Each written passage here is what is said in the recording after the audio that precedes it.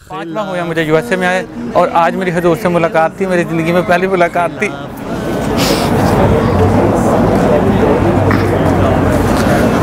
जो बहुत अच्छी हुई, बहुत अच्छा लगा मुझे मुलाकात का। मैं सोच भी नहीं कर सकता कि हम ये इजाज़त करेंगे। ये तो एक रूहानी मोमेंट था मेरे लिए, उसको तो कभी बयान अपने लफ्ज़ों से बयान नहीं कर सकता।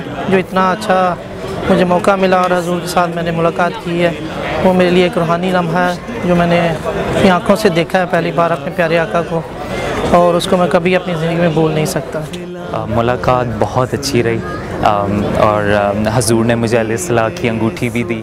मैं मास्टर्स के लिए यहाँ पे आया और वो भी हजूर की बदौलत, क्योंकि उन्होंने मेरा कर्ज़ हसना अप्रूव किया था, तो फिर मैं यहाँ पे आया।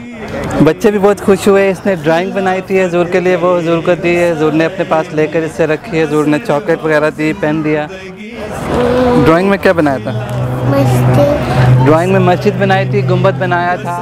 पूरी ख्वाहिश थी अल्लाह ताला के मौका दिया तो मैं हजूर से मिलूँगा।